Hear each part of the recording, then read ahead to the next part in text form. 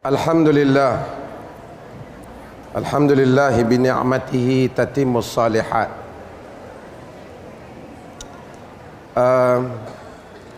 Asyhadu an la ilaha illallah wa asyhadu anna Muhammadan abduhu wa rasuluh.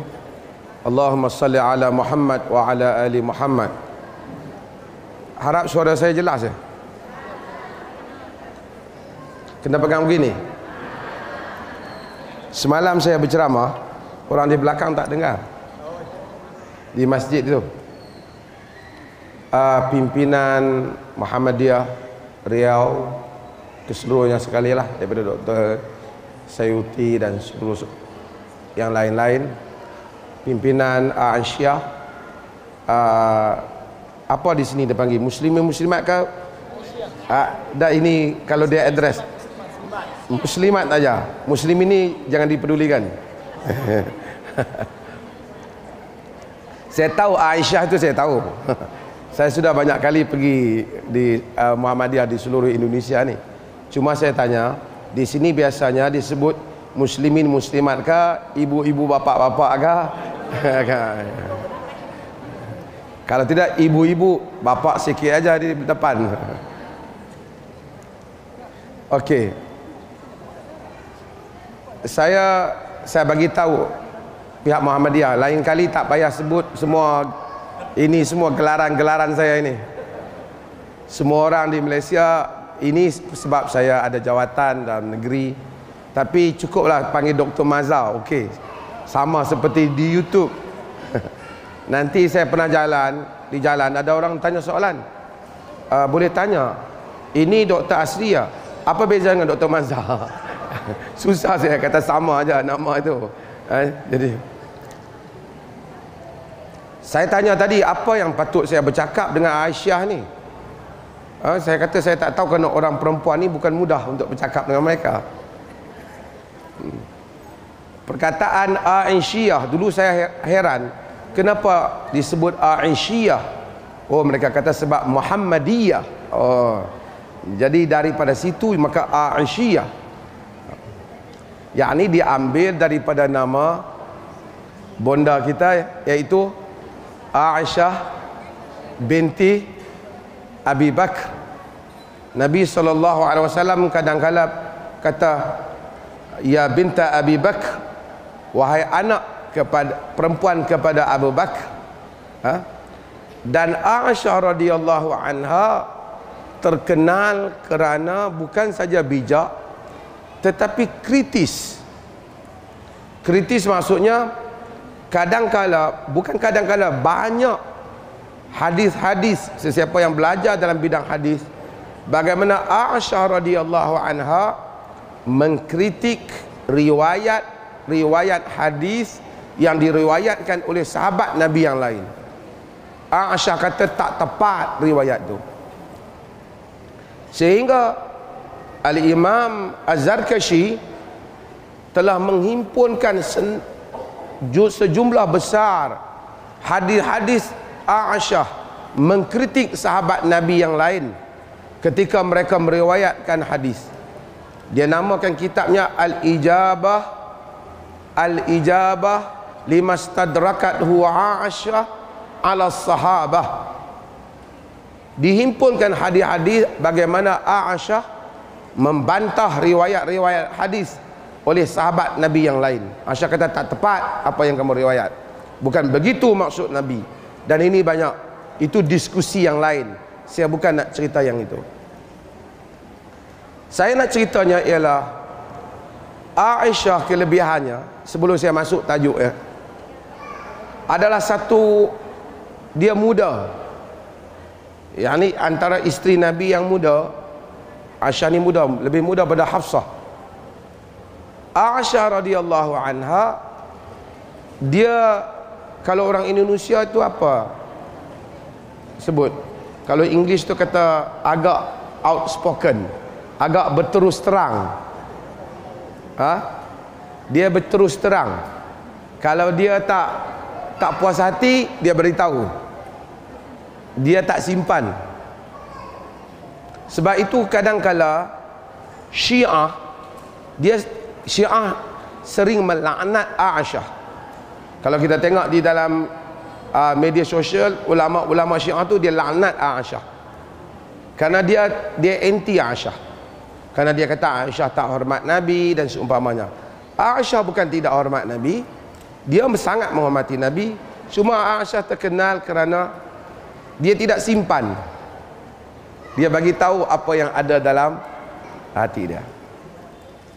Ketika dia muda, di dalam Sunan Abi Dawud, Aisyah radhiyallahu anha dia main banat, dia main toys. Apa ini?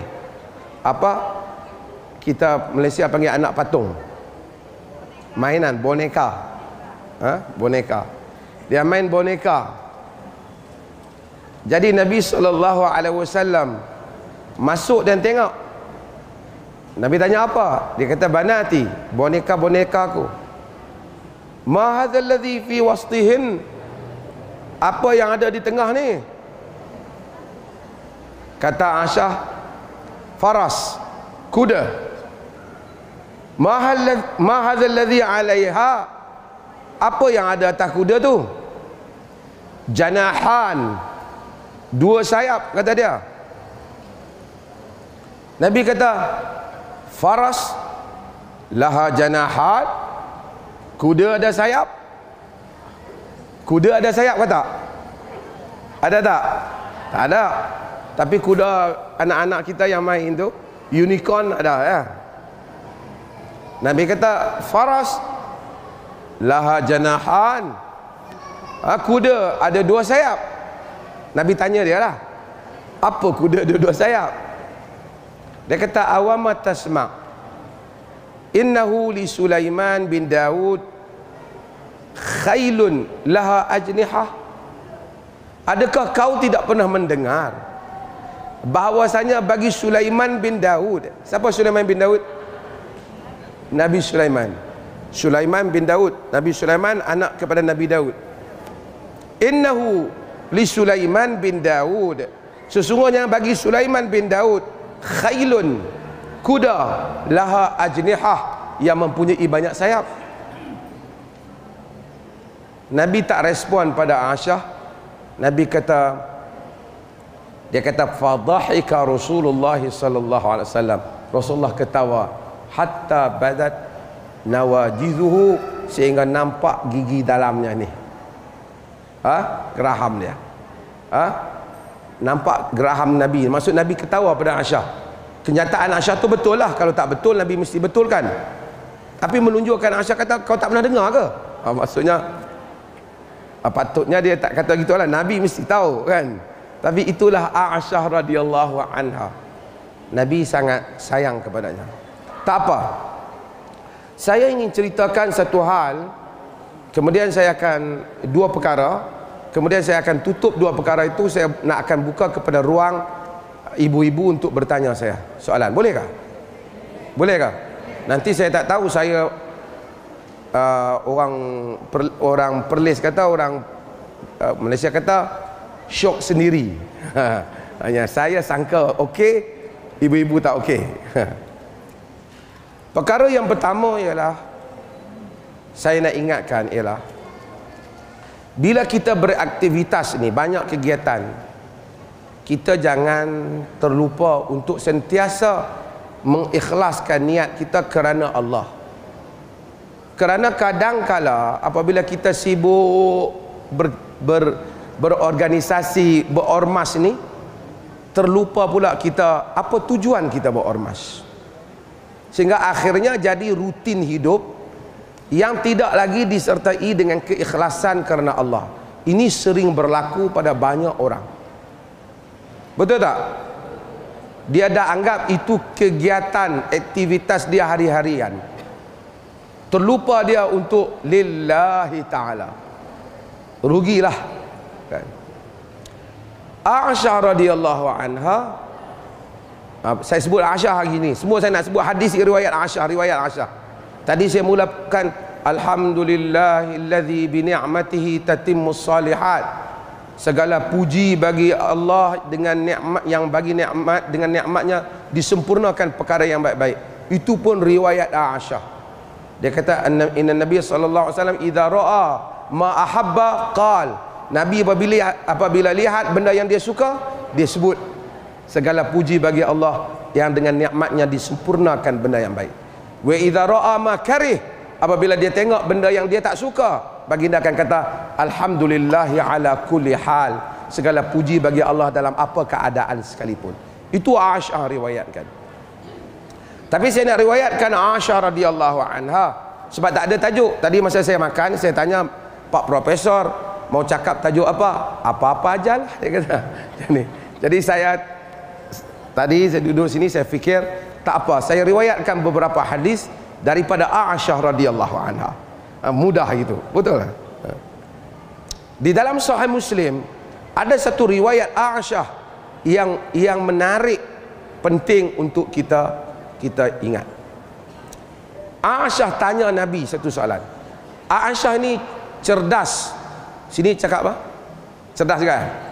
Pintar. Smart. Oh, itu bahasa Riau. She was very smart wife of the Prophet.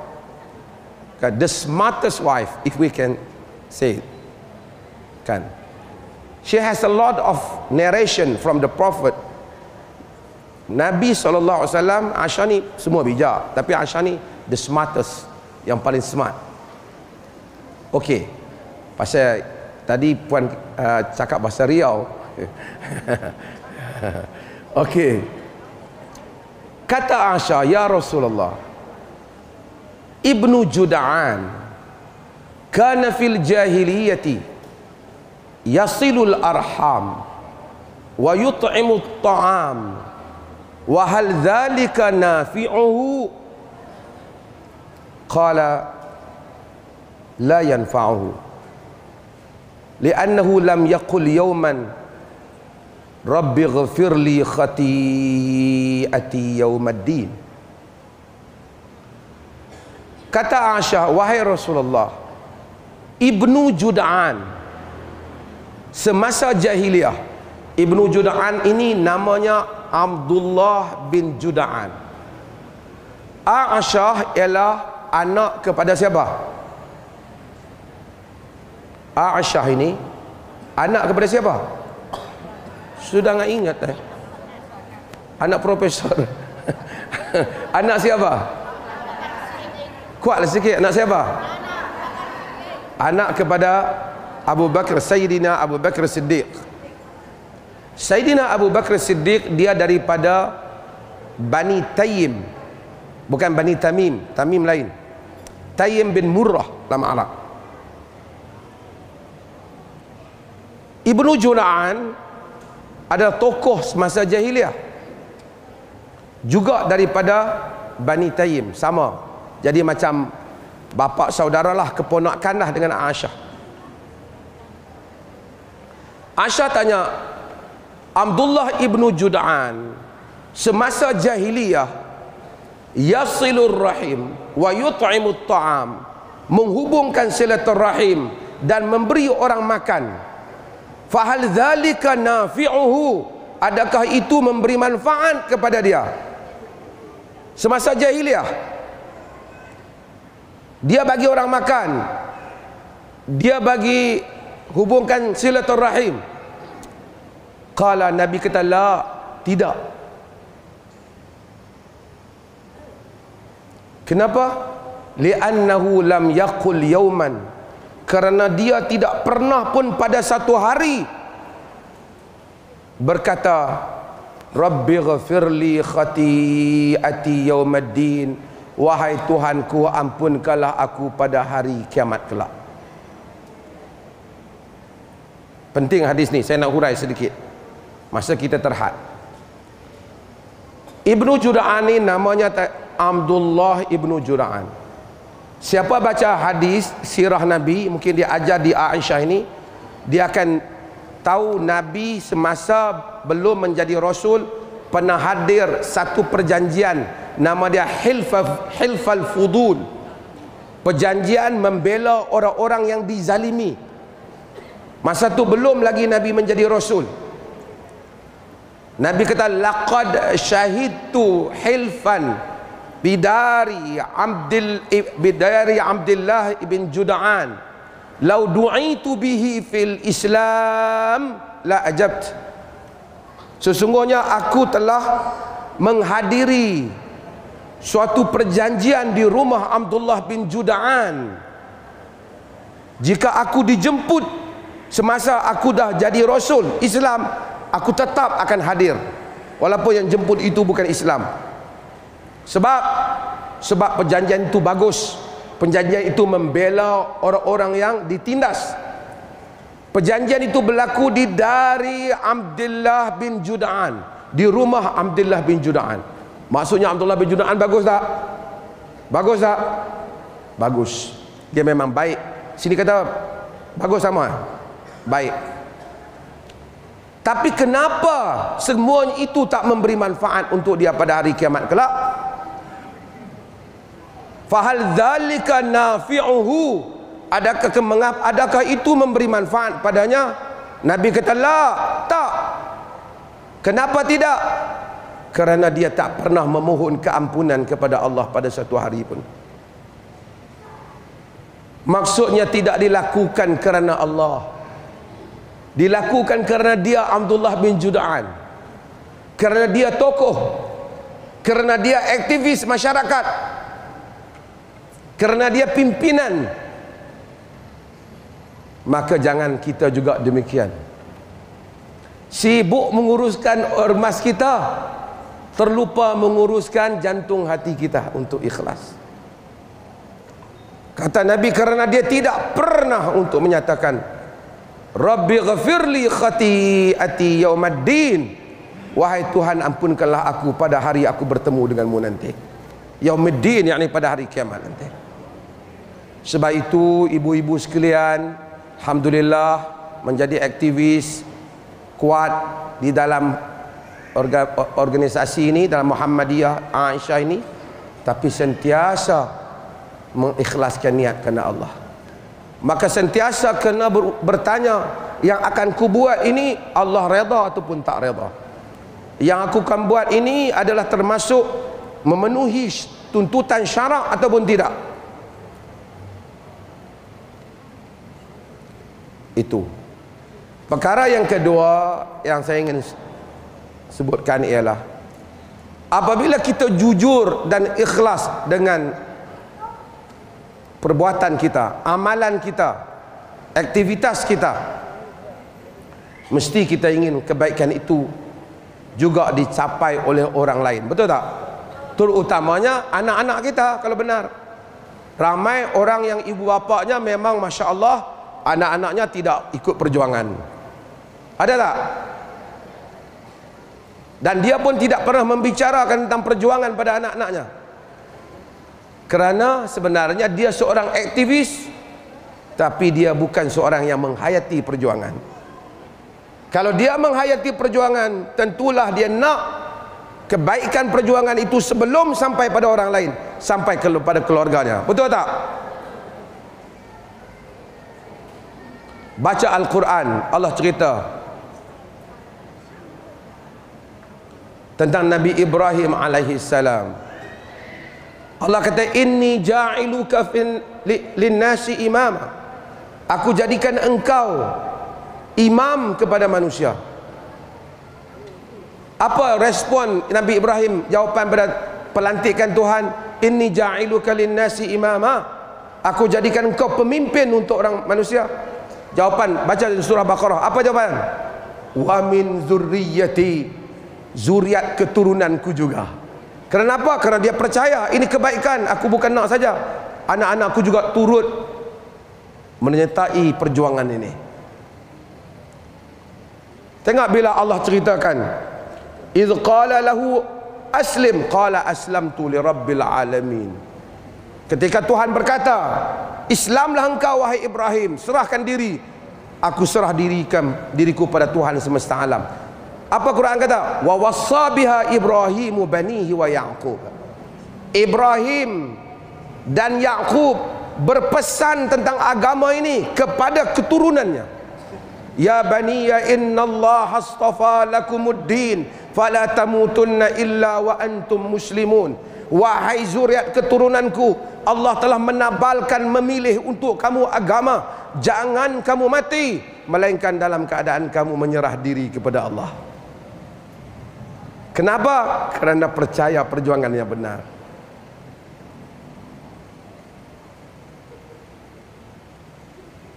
Kalau kita tak percaya pada perjuangan kita, kita sibuk di rumah kita, tinggal rumah keluar rumah, kita tak akan pedulikan pendidikan dan pembentukan anak-anak kita mengikut perjuangan agama ataupun tidak. Kalau begitu kita memang jadi macam aktivis alam sekitar, green dan macam-macam lagi, yang bukan berakidah dengan perjuangan tapi sibuk beraktiviti dengan kegiatan persatuan. Mudah-mudahan dua perkara ini memberi manfaat untuk saya dan juga ibu-ibu juga. Karena saya pun sama. Kenapa pergi ceramah? Sudah orang dah jemput, pergi aja. Terlupa. Tak, itu tanggungjawab menyampaikan risalah agama. Okey.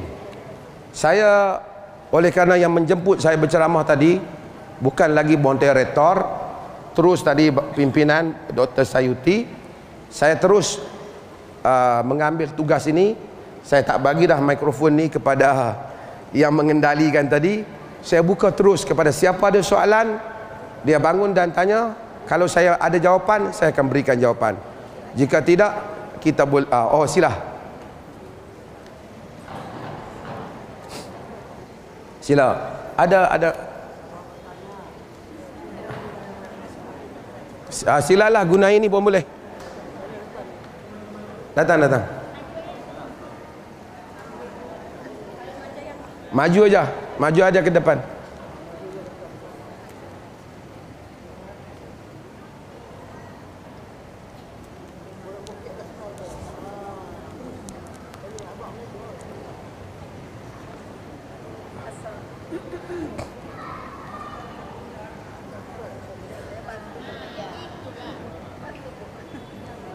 Okey.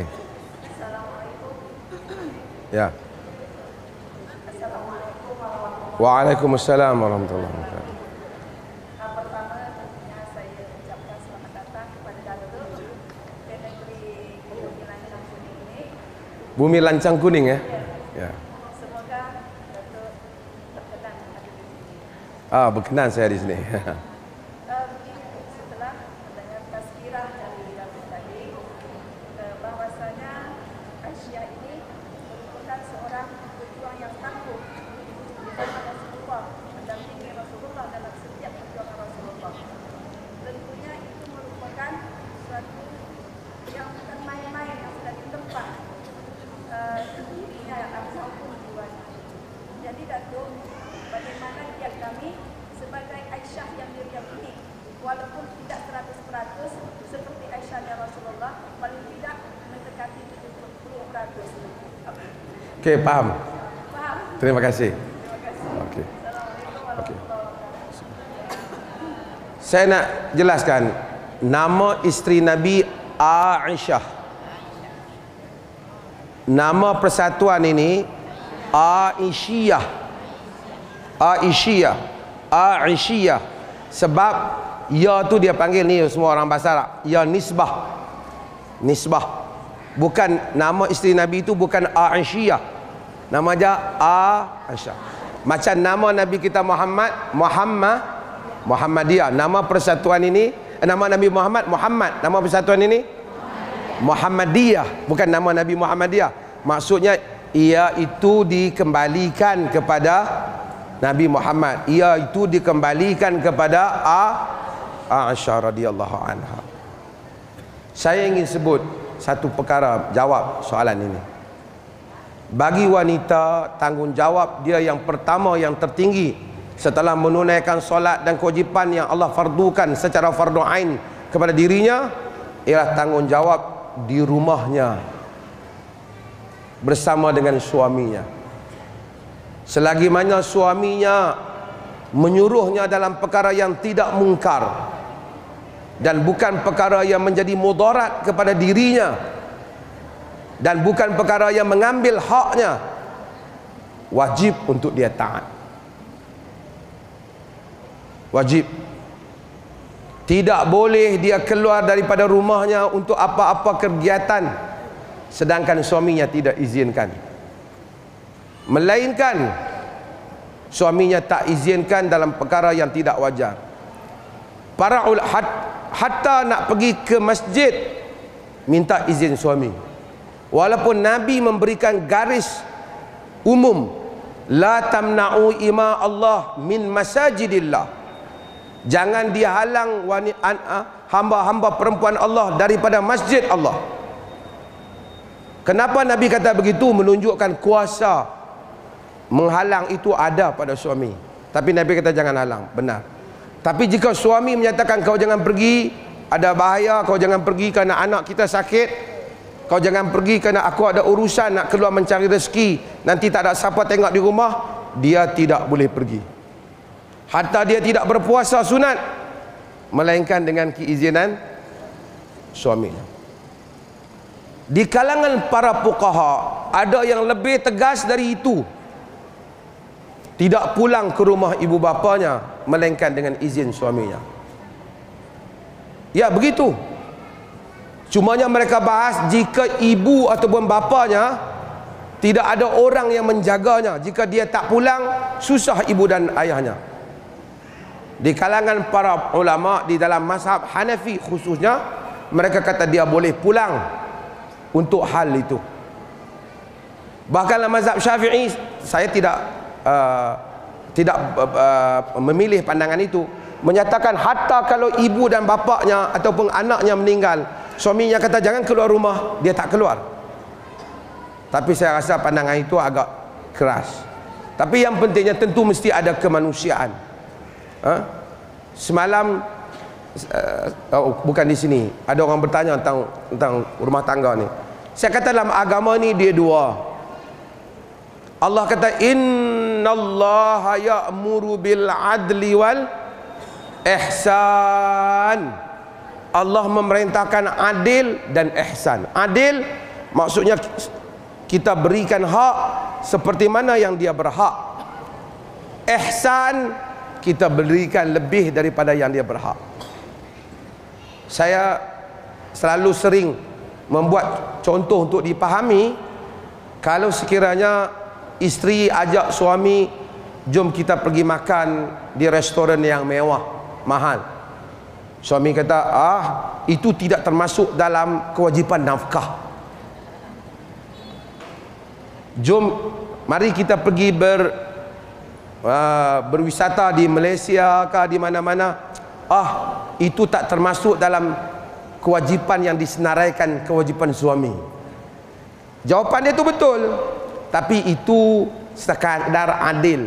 Sedangkan Allah memerintahkan ihsan. Ihsan lebih.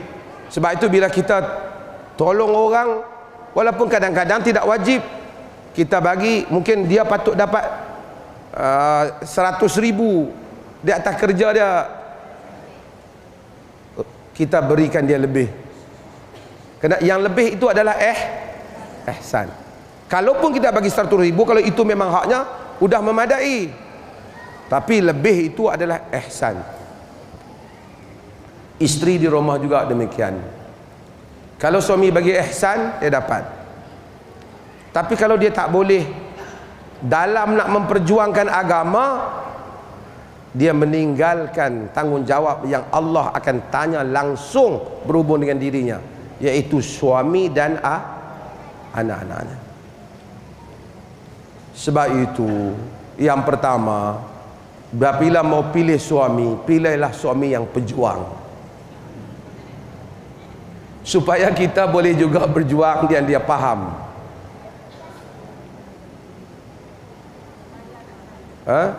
Supaya sama-sama rasai suasana perjuangan itu. Jika tak, kita akan sedikit ada masalah. Tapi kalau dia benarkan, kita datang. Kalau dia tak benarkan, kita tak boleh. Nak pergi mana? Nak pergi dengar ada kajian. Kena lihat, jika kajian itu fardu ain, Suami tidak mampu ajar kita fardu ain tu. Kalau kita tak hadir, kita jahil, solat kita salah, kita boleh pergi. Kalau suami kata, aku pun boleh ajar kau di rumah, tak apalah. Tapi kalau dia pun ajar salah, kita kena pergilah. Sebab itu banyak perkara berhubungan hal ini. Jadi aktivis yang baik untuk organisasi. Dalam masa yang sama jangan lupa tanggungjawab yang asal yang telah Allah fardukan kepada kita. Ada lagi soalan? Sila, Ibu. Assalamualaikum warahmatullahi wabarakatuh. Waalaikumsalam. Dari uraian-uraian Bapak tadi, pendapat tadi, ada beberapa yang saya ingin tanyakan. Alhamdulillah tadi salah satu pertanyaan saya sudah disampaikan oleh yang bertanya lebih dulu. Yang akan saya tanyakan itu satu, Amirul Mukminin kita itu Siti Aisyah itu adalah Ummul Mukminin. ya, Ummul Mukminin itu kita sama-sama mengagungkannya. Kemudian tetapi dari bagian dari Syiah itu sangat pandangan yang negatif. Dari segi mana? Karena mereka selalu mengeluhkan Hasan dan Husain. Sedangkan kita Aisyah itu adalah Ummul Mukminin kita yang banyak menyampaikan hadis-hadis dari beliau. Itu Ya. yang satu. Ya, terima kasih. Syiah menolak semua sahabat Nabi kecuali beberapa orang. Bukan saja menolak, mereka mengkafirkan. Bukan saja mengkafir, mengatakan Abu Bakar dan Omar adalah taghut. Itu Syiah. Berbeda itu. Aisyah perempuan lacur, perempuan zina, mereka laknatkan dia. Itu Syiah. Sebab itu tidak ada titik pertemuan kita dalam hal itu. Kalau kita menerima itu diizinkan, ia meruntuhkan seluruh rangkaian agama kita. Sebagian orang dia tak faham, itu juga kita boleh tolerance. Mungkin kita boleh tolerance di sudut makan minum, untuk berbual minum mengopi, tapi tidak di dalam ajaran yang mengkafirkan para sahabat. Mereka menerima Fatimah untuk mereka terima Ummu Salamah Syiah terima. Yang lain dia kurang terima. Aisyah musuh dia. Sebab kenapa dia bermusuh dengan Aisyah? Kerana dia bermusuh dengan bapa Aisyah. Siapa dia? Abu Bakar. Pasal dia kata Abu Bakar merampas jawatan Ali bin Abi Talib. Dia bermusuh dengan Hafsah binti Umar sebab dia marah pada Umar. Dia bermusuh pada Osman. Kerana dia marah pada Osman kerana Osman telah mendahului Ali di dalam jawatan itu. Syiah di sudut itu tak sama dengan kita. Kalau kita terima idea Syiah, berarti 95% hadis-hadis yang ada dalam mazhab sunnah ini mesti dibuang, kerana ia datang melalui orang-orang yang dianggap oleh Syiah sebagai terkutuk dan terlaknat. Syiah terima Ali, terima Salman Al-Farisi, itu daripada Parsi di Iran. Dia terima Abu Zar Al-Ghifari, dia terima Al-Miqdad bin Aswad, dia menerima Ummu Salamah, dia menerima beberapa Ammar bin Yasir. Itu saja. Of course yang mati sebelum itu Hamzah bin Abdul Muttalib dia terima. Kebanyakan yang lain daripada itu Syiah tak terima. Itu berbeda. Berbeda. Saya tidak menyatakan bahawa saya tidak ada ruang untuk minum kopi sekali, berbicara sekali, tetapi ajaran itu bukan, perbedaannya bukan sedikit, perbedaannya banyak. Karena dia menyerang sumber itu. Bukan dia kata Aisyah baik, dia menyerang. Kalau kita setuju dengan dia, hampir keseluruhan rojokan reference kita, rojokan kita, hadis kita tak boleh diterima. Terutama yang dia paling marah, Abu Hurairah.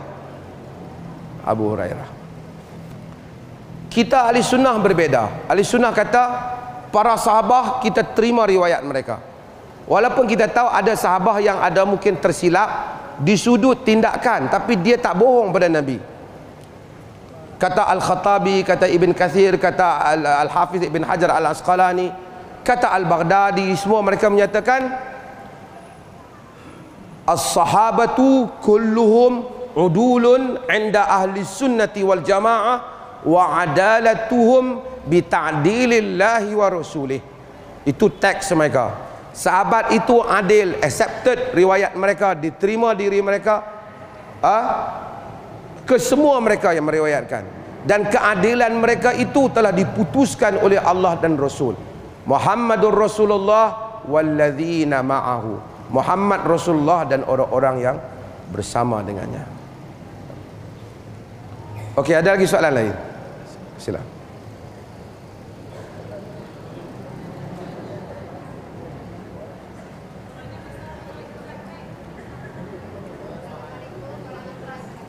Assalam. Kita ada hanya lagi saya akan berhenti 15 minit sebelum azan, boleh? Ya. Azan lagi berapa minit? Ada lagi berapa minit? 30 minit Okey, ada lagi 10 minit. Okey. Ya. Cakap yang dikasih Dr. Mazhar cukup sudah. Saya, apakah saya ingin tahu, kami ingin tahu juga perkembangan Muhammadiyah Asia di Malaysia sendiri seperti apa, kita belum paham. Yang kedua, dulu waktu saya kuliah itu ada sekelompok mahasiswa dari Malaysia yang dibiayai sama pimpinan pusat Muhammadiyah untuk kuliah di kampus, jadi langsung hebat kampus tersebut. Mungkin saran saya untuk memberi, mungkin Dato' bisa berdayakan mahasiswa-mahasiswa Malaysia untuk belajar ke UMRI, mahasiswa dengan biaya Dato', mungkin begitu, atau sebaliknya kami diberi kesempatan untuk dibiayai sama Dato' untuk belajar dari mahasiswa juga di Malaysia. Demikian, terima kasih. Okey, terima kasih. Okey, yang pertama, saya bukan anggota Muhammadiyah. Di Malaysia tak ada Muhammadiyah yang macam ini. Adalah kumpulan-kumpulan kecil cuba menubuhkan Muhammadiyah, tapi tidak sampai menjadi satu ormas masyarakat yang betul-betul. Tetapi apabila Muhammadiyah ingin menubuhkan Universiti Muhammadiyah yang pertama di luar daripada Indonesia. Muhammadiyah ni ada berapa banyak universiti dah? Janganlah jawab. Prof mau uji anggota Muhammadiyah. Minta maaf, Prof, minta maaf. Ada berapa? Tadi Prof ada beritahu berapa? 100 berapa, Prof? 100, saya rasa 173. Yang 74 itu satu di Malaysia, di Perlis. Ketika Muhammadiyah ingin menubuhkan universiti di Malaysia, tidak mendapat persetujuan daripada di satu tempat itu di Johor. Saya baca berita tu, saya telah hubungi Menteri Pelajaran ketika itu dan memohon perkenan daripada Raja Perlis. Kita nak jemput Muhammadiyah mari tubuh di Perlis, dan bersetuju. Dan sekarang Muhammadiyah sudah ada universiti umam, Universiti Muhammadiyah di Perlis. Alhamdulillah. Dan kita menyumbang dengan menyewakan bangunan yang untuk jadi universiti. Tapi sewaan itu hanya RM1, Prof. RM1, saya ingat RM1 3 tahun ya. RM1 itu berapa di Indonesia? Maksudnya kita memang nak Muhammadiyah beraktivitas. So itu Muhammadiyah di Malaysia ada di Perlis. Saya bukan ahlinya, tapi saya boardnya juga di dalam universiti itu umam. Okey, saya tak maulah menawarkan untuk Muhammadiyah ini beasiswa kerana banyak universiti Muhammadiyah. Tetapi kalau dah ditanya, kalau ada ibu-ibu ni yang ada anaknya mau ke Malaysia, ke Perlis, mau belajar di Perlis, saya tawarkan datang ke Kolej Universiti Islam Perlis. Itu belanja pengajiannya, tempat tinggal dan wang sakunya kita berikan, insya-Allah. Tapi saya tak tahu berapa, mungkin boleh cuba dari sini 5 ataupun 10 orang dulu. Tak boleh ramai, nanti Umri marah. Datang sinilah, kenapa pergi tempat lain? Itu saya terserah pada Prof dan pimpinan Muhammadiyah sini. Kalau mereka kata okey, boleh. Kalau tak kata okey, datang ini aja. Oh, boleh? Masya-Allah. Kasihlah. Ada lagi berapa minit? Satu aja ya. Ya. Sila.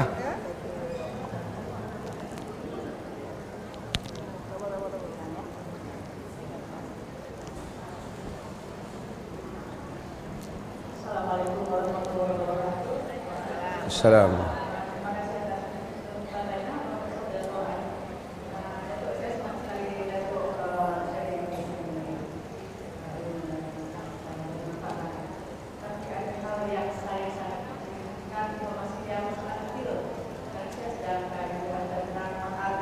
Tentang mahar.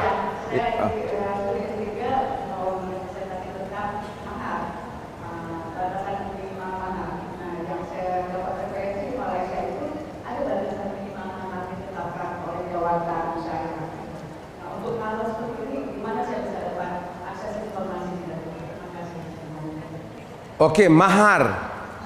Tahu mahar?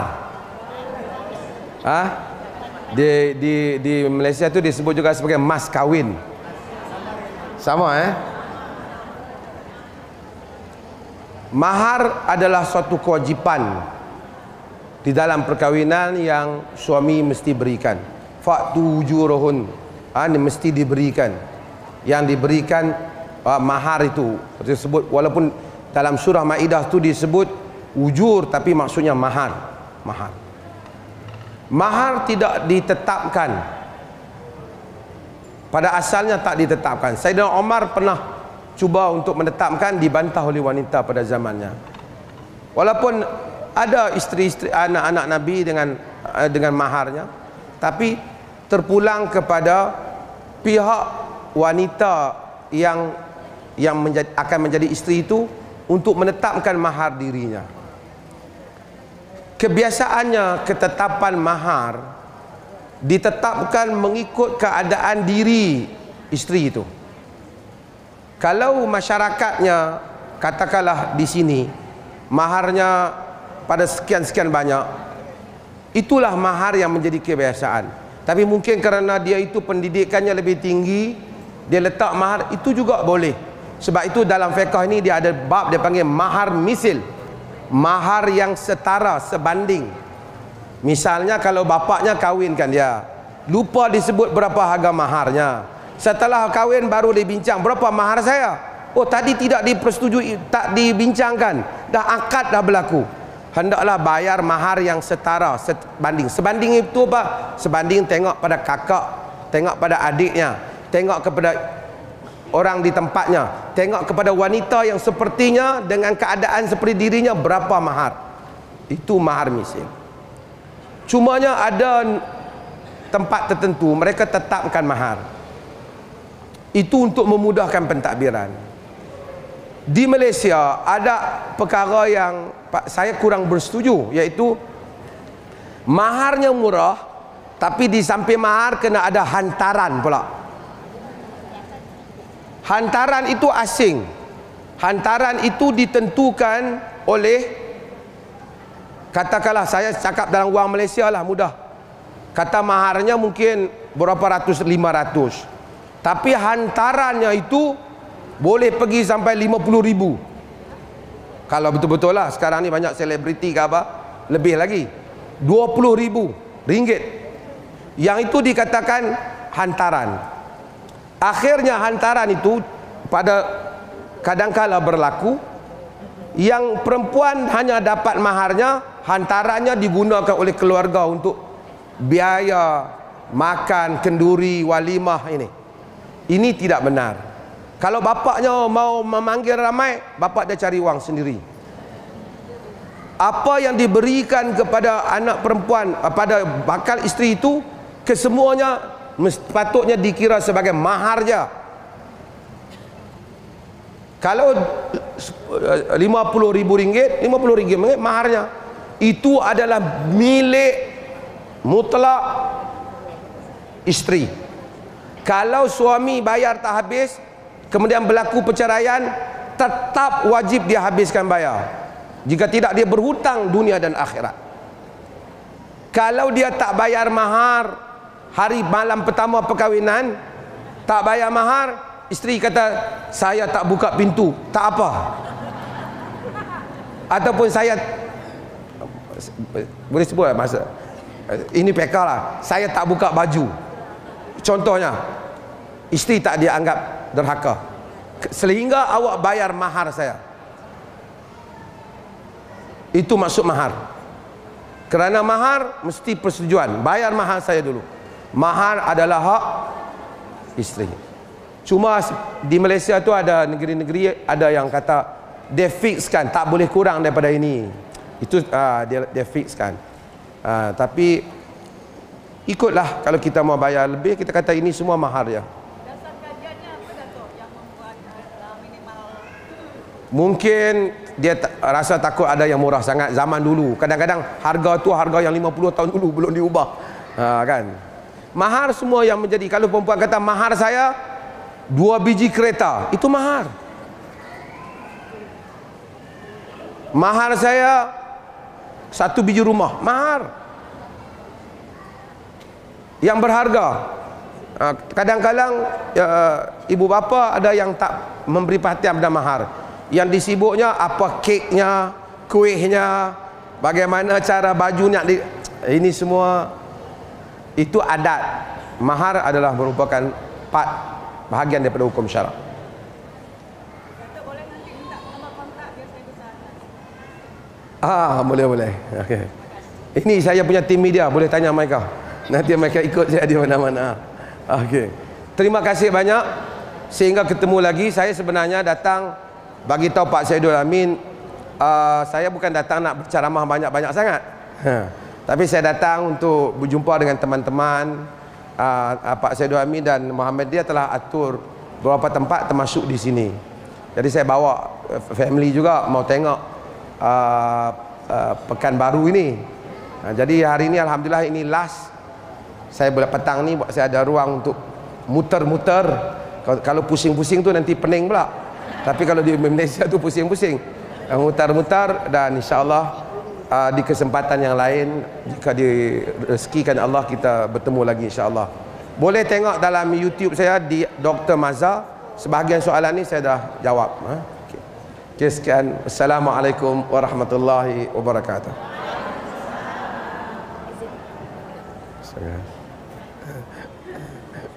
Terima kasih kami ucapkan. Terima kasih. Sorry.